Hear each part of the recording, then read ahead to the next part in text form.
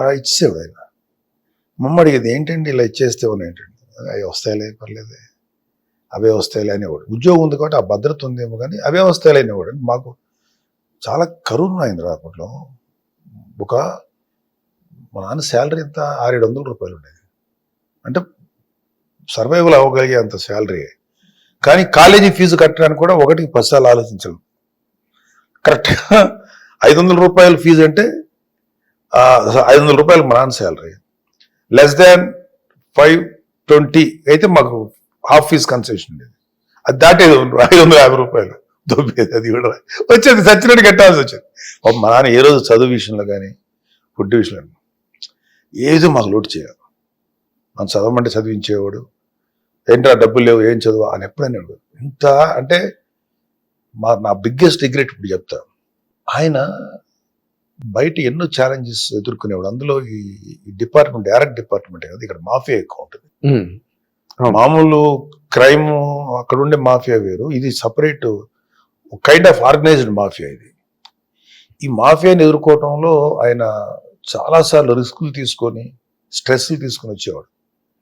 మాకు ఎంతసేపటికి మా నాన్నంటే భయమే తప్ప, అరే నాన్న నువ్వు ఎలా ఉన్నావు, నువ్వేం చేస్తున్నావు, నువ్వు టైంకి తింటున్నావా నాన్న, అట్లీస్ట్ నీ ఆరోగ్యం ఎలా ఉంది, అవేమి అడిగేవాళ్ళం కాదు. భయం. ఆయన మాట్లాడితే మాట్లాడేవాళ్ళం. ఎప్పుడైనా కొద్ది గొప్ప నేనే షేర్ చేసుకునేవాడిని. ఈ రోజుకి అంత కష్టపడి మాకు ఇంత జీవితాన్ని ఇచ్చిన మా నాన్నని, నాన్న నువ్వేంటన్నా ఒంట్లో బాగాలేదా అని, నువ్వు ఎలా ఉన్నావు నాన్న, నువ్వు నైట్ భోంచేసావా, లేటుగా వచ్చావు కదా, ఇలాంటి మాటలు అడిగేవాళ్ళం కదా. ఇంత స్వార్థపూరితంగా ఎలా ఉన్నావు మేము, భయం అనే ఒక దీంట్లో అది చేయలేకపోయే అనిపించేది. బట్ పెద్ద అయిన తర్వాత ఆయనకు మా దగ్గరికి వచ్చిన తర్వాత ఆయన హాస్పిటల్కి తీసుకెళ్ళటం, ఆయనతో వెళ్ళటం, ఇన్ని చేసినా ఆయన వయసులో పిల్లలు అడిగితే అరే నా బిడ్డ నా గురించి అడిగాడు అనే ఫీలింగ్ ఉంటుంది. అది మేము ఎప్పుడు ఆయన ఇవ్వలేకపోయాం, నేను ఇవ్వలేకపోయా. ఫస్ట్ మా చిన్న చెల్లి ఒక్కరి తెచ్చిపోగలిగింది. దానికి ఎందుకు మరి మా నాన్న అంటే పెరుగుతున్న ప్రేమ. మా నాన్న అడిగేది అందుకని మా చిన్న చెల్లి అంటే చాలా ఇష్టం, మా మాధవ్ అంటే. సో దానికి ఉన్నంత సెన్స్ కూడా నాకు లేదేంటి అనిపిస్తుంది. సో అంత లైఫ్ ఇచ్చాడు. ఇప్పుడు వాళ్ళకి అంజనాదేవి, వెంకట్రావు అనే వ్యక్తులకి మేము అందరం పుట్టాం 5 మంది. వాళ్ళు లేకపోతే మాది ఇవాళ ఏంటి అంటే ఒక కార్యకారణ సంబంధం ఉంటుంది. వాళ్ళ వల్ల ఇక్కడ దాకా వచ్చాం. ఆయన ఇంట్రెస్ట్ వల్ల అన్నయ్య సినిమా ఇండస్ట్రీకి వచ్చాడు. వచ్చిన తర్వాత ఆయన పర్మిషన్తో వచ్చాడు, ఆయన యాక్సెప్టెన్స్తో వచ్చాడు, ఆయన ప్రోత్సాహంతో వచ్చాడు. వచ్చిన తర్వాత సాధించింది మళ్ళీ అన్నయ్య, అది వేరే సంగతి. బట్ నీకు వెళ్ళటానికి ఎంతమంది ఫాదర్స్ పిల్లల్ని సినిమా ఇండస్ట్రీకి పంపుతారు? ఈ రోజుకి పంపటం. ఆడపిల్లని అసలు అవుట్ ఆఫ్ క్వశ్చన్. మగ పిల్లల్ని ఎవరో ఏముంటారు ఆ ఇండస్ట్రీలో, ఏం బాగుంటుంది లైఫ్ అని. సో అలా అనలా మా నాన్న. అది నాన్న వెళ్ళండి రా, ట్రై చేయనన్న, ఒక 1 year కాకపోతే 2-3 years ట్రై చేయనన్న. ఒకవేళ 3 years కూడా రాలేకపోతే నీకు రానట్టే, ఇప్పుడు వెనక్కి వచ్చేసి ఏదో జాబ్ చేద్దాం, ఏదో చూసి పెడతాను జాబ్ మా డిపార్ట్మెంట్లో చేద్దాం కానీ. సో ఈ రేంజ్ ఆఫ్ ఎంకరేజ్మెంట్ ఇచ్చాడు. అండ్ అంత మా అన్నయ్య ఎంత డబ్బు సంపాదించి ఎంత చూస్తున్నా ఆయన చనిపోయేదాకా మా అన్నయ్య మీద ఎప్పుడు ఆధారపడాల. కానీ మా అన్నయ్యకి ఏంటంటే నాన్నకి ఏదైనా గిఫ్ట్ ఇచ్చాడు అనుకో, గిఫ్ట్ ఇస్తే ఎందుకురా ఆయన నచ్చేది కాదు. ఎందుకంటే పాపం నా కొడుకు అంత కాస్ట్ ఎందుకని ఆయన ఫీలింగ్. అన్నయ్య ఏమో నేను ఇంత ప్రేమగా ఇస్తే ఈయన తీసుకోవడం ఏంటంటే బాధ ఉండేది మా అన్నయ్య. ఏ కొడుకు అది బాధ ఉంటుంది కదా, నీవు అది ఎంత ఎందుకు, నేను ఇస్తున్నా కదా తీసుకోవచ్చు కదా అనే ఫీలింగ్ అన్నది. ఆయనకే మాది. సో వీళ్ళిద్దరి గురించి నాకు తెలుసు, నేను మధ్యలో చూస్తూ ఉంటాను విట్నెస్గా. ఇద్దరిది కరెక్టే. సరే అట్లా ఆయన ఎప్పుడు కూడా మా కొడుకుల మీద ఆధారపడిపోయి వీళ్ళ మీద మనం బతక అసలు ఎప్పుడు లేదు. చనిపోయేదాకా ఇండిపెండెంట్గా ఉన్నాడు. ఆయన శాలరీ, ఆయన జీతం, పెన్షన్, ఆఖరికి ఏంటంటే ఇంకా అన్నయ్య దగ్గరికి వచ్చిన తర్వాత ఆయన కొడుకు చూస్తున్నాడు ఇక్కడ నన్ను, నేనేం చేయాలని చెప్పేసి ఆయన ఉన్న సొంతంగా కట్టుకుని ఇల్లు అమ్మేసేసి అదేదో మా అన్నయ్యకి ఇచ్చి ఉంచుకున్నాను, నాకేందో అట్లా అంత మంచి ఫాదర్. కోపం ఒక్కడ తప్ప ఆయనకున్న హ్యుమానిటీ అంత రాను భక్తుడు అయిపోయాడు. ఆయన ఆంజనేయ స్వామి భక్తుడు అయిపోయాడు. విపరీతమైన డివోషన్, కొంత ఎమోషన్. చనిపోయాక ఆ కోపం అది ఎట్లా ఉంది, కాకపోతే ఇంటెన్సిటీ బాగా తగ్గిపోయింది. బట్ ఆయన లాస్ట్ డేస్ అంటే లాస్ట్ మా దగ్గరికి వచ్చినప్పటి నుంచి ఆయనతో బాగా స్పెండ్ చేసాం. ఆ సాటిస్ఫాక్షన్ ఉంది. కానీ ఆయన క్రైసిస్ అంటే అంత వయసులో ఉండి కష్టపడి పనిచేస్తున్నప్పుడు ఎప్పుడు కూడా నాన్న నువ్వు తిన్నావా నాన్న భోంచేసావా నీకు ఎలా ఉంది ఏం దెబ్బలు తగిలినాయా ఇంకోటి అయింది అడగలేకపోయేంటి అంటే ఇది every son or every daughter they fail because భయమో లేకపోతే ఎందుకు లేను నేను ఎందుకు నేను చెప్పాలని అంటే నేను చెప్తే ఇంకోటి వినాలి లేకపోతే ఏదో మన వరకు చెప్పేంత అది ఎప్పుడో లేదు నేనేమంటానంటే you go to your father and SIT with you అడుగు నాన్న నువ్వు ఎట్లా ఉన్నావు నాన్న అడగండి దగ్గరికి వెళ్ళండి hug your father kiss him ఆయన ఎట్లా ఉన్నారో అడగండి తిన్నావా అడగండి అది చాలా సంతోషపడిపోతారు ఆ ఫాదర్ ఎందుకంటే is the least preferred person in the family బాబు వచ్చాడు అసరా బాబు ఇంటికి వచ్చాడు తలకాని ఇట్లాంటివి మాట్లాడుతాం తప్ప పైగా గొప్పగా ఫీల్ అవుతారు ఫ్రెండ్స్ ముందు ఓ మా వాడు నాడే మా నాన్న ఈ పనికి మన ఆలోచన నో డోంట్ డూ దట్ నువ్వు ఈ భూమి మీదకి వచ్చావంటే ఆయన మూలకారం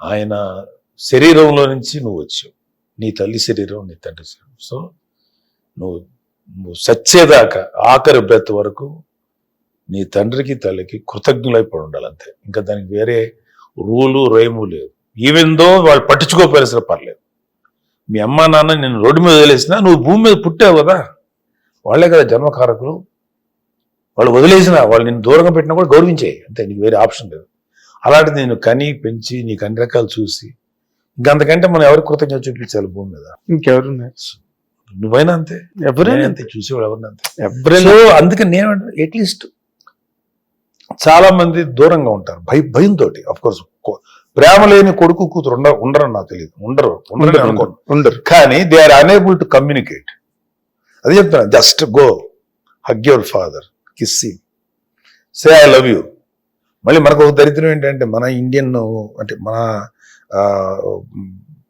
మన ఈ కల్చర్లో ఒక బ్రదర్నో సిస్టర్నో మదర్నో అమ్మ నువ్వు అంటే నాకు చాలా ఇష్టం అమ్మ అని చెప్పడానికి ఏంటి అమ్మ అని చెప్పేది తెలియదు ఆ విషయం అని నో తెలిసినా సరే చెప్పు it seems to be unnatural it seems to be ఎట్లుంటది అంటే కృతకంగా ఉంటుంది నో కృతకం కాదు చెప్పు చాలా సంతోషపడతాడు you go to your wife and say I love you you go to your mother and say I love you అమ్మ నువ్వు అంటే చాలా ఇష్టం అమ్మా నాకు అంటే ఏంట్రా ఇది కొత్తగా అంటారు వాళ్ళు ఖచ్చితంగా అదే అంటారు కానీ లోపల ఎంత ఆనందం ఉంటుంది ఎగ్జాక్ట్ సేమ్ థింగ్ నీకు నేను నా కొడుకు నా కూతురు నా కొడుకున్నానంటే నాకు చాలా సంతోషం ఉంటుంది అఫ్కోర్స్ నేను అట్లా ఆలోచించాను అనుకోండి నా కొడుకు అంటే హ్యాపీగానే ఫీల్ అవుతాను ఏంట్రా ఇది అన్నం అదే సో దట్స్ వై మా నాన్న ఈ జన్మనిచ్చినందుకు మేము ఆయనకి ఎప్పుడు కూడా చేయలేకపోయాము నేను వేసే అంటే మేమే సర్వీస్ చేసాం ప్రేమగా చూసుకున్నాం ఆయనకి అన్ని చేశారు అది ఆ పార్ట్ ఆ ఒక్క పార్ట్ లో నేను మా నాన్నకి కరెక్ట్ గా చేయలేదేమో అని బాధ ఉంటుంది అంటే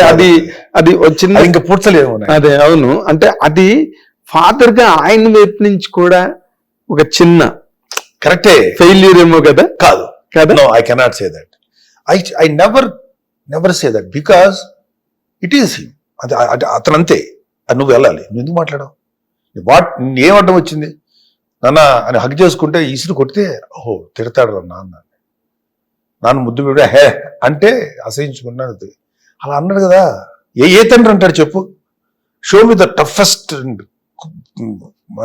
అత్యంత కఠినాత్మైన ఫాదర్ కూడా ఏమంటాడు చచ్చినట్టు ఒప్పుకుంటాడు పిల్లల దగ్గర కరిగిపోతాడు మనమే మారాలి మనం అదే విధంగా నీ తల్లిదండ్రులు ఏనాడు కూడా విమర్శించద్దు నెవర్ క్రిటిసైజ్ ఇన్స్పైట్ ఆఫ్ మీద మిస్టేక్ వాళ్ళు ఏదైనా దుర్మార్గం తప్పించిన వాళ్ళు విమర్శించదు యూ షుడ్ యాక్సెప్ట్ బికాజ్ నువ్వు ఈ రోజు అనుభవిస్తున్న ప్రతి ఒక్క సంఘటనకి విషయానికి ప్రతి సెకండ్కి వాళ్ళే కారణం surrender to them that's all నాకు తెలిసి అమ్మా నాన్న లివింగ్ గాడ్స్ కాలం తర్వాత వాళ్ళు పోతారు తండ్రి చనిపోతాడు కొంత తల్లి పోతుంది మనము పోతుంది కానీ వాళ్ళని ఎప్పటికీ మర్చిపోకూడదు ఉన్నంతకాలం వాళ్ళ దేవుళ్ళో చూసుకోవాలి నాకు సోహన్ బాబు గారు చెప్పారు నేను మా అన్నయ్య గారు అమ్మాయి పెళ్లి కార్డు ఇవ్వడానికి వెళ్ళాను నాకు సోహన్ బాబు గారు చాలా అంత డెప్త్ ఉన్న మనిషి నాకు తెలియదు ఆయన అంతేపటికి హీరోగా చూసేవాళ్ళం కదా అదే గ్లామర్ గా గ్లామర్ బాయ్ కదా ఆయన సొగ్గడు సోహన్ బాబు గారు అంటాం కదా